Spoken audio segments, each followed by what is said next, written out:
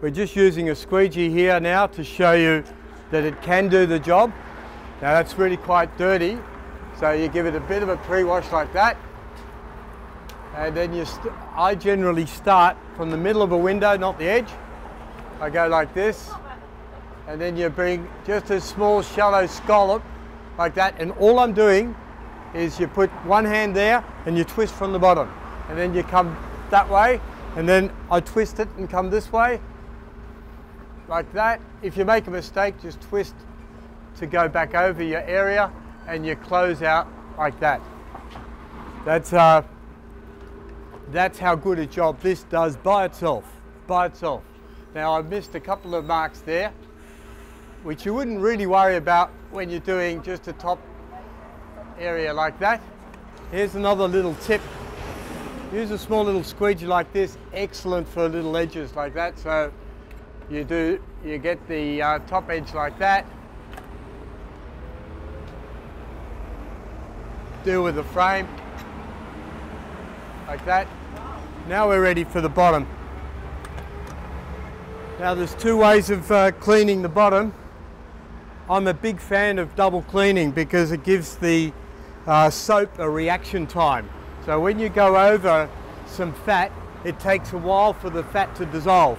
So if you've got two washing simultaneously, you've got a reaction time for the chemicals the surfactants to work. So this is double handing technique. Because they're wagtail, both pivots work together. So it's not hard at all. This basically, you do the top like that, and then you catch all your water. And that's really all you're concentrating on. If you leave any marks, you can see it. Just so you catch the water like that.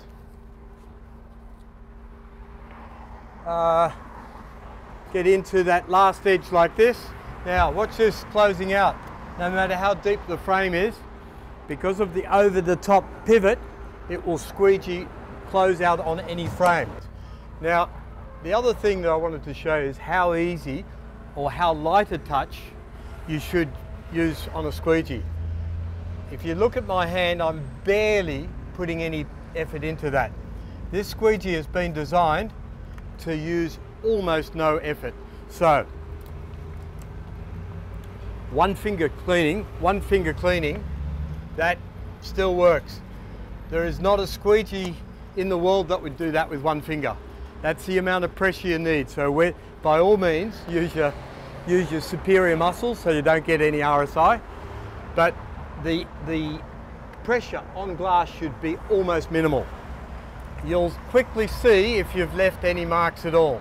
To detail, you should always cut 1 millimeter off, 2 millimeters in from the side and from the top, so that that leading edge of rubber, when that folds over, that's what's causing the problems at an edge of a window. Now because the pivot here is over the top, you will get really fine lines, and like that is a perfect finish. But if it's not, it's a huge tip to just cut in to make a little square at the edge of your squeegee rubber to get that perfect finish. And also for speed window cleaning like that, you won't fling water off if you cut that top little area like that. Not that you should ever go really that fast, you should try and keep it balanced. The beauty of double handing too is you're not preferring one hand over the other.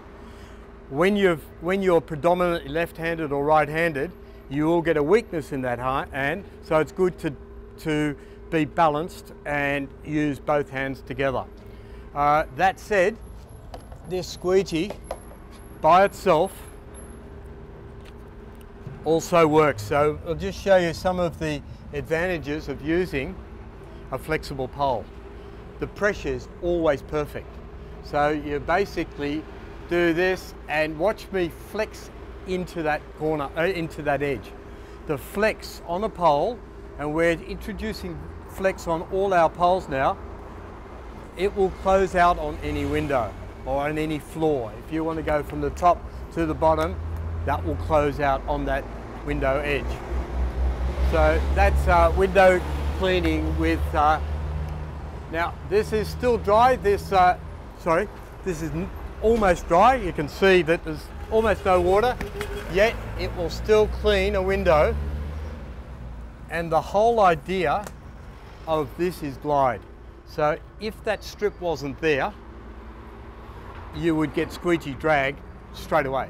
So it's even difficult. So if I keep that out the way, I'm already feeling drag.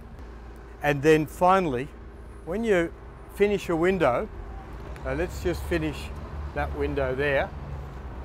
It's great to have a really small squeegee rather than a rag to do that last little ledge like that and like that. And it's very important to have it very small to cope with a very small ledge, or more predominantly the standard ledges that you get with most shop windows and homes.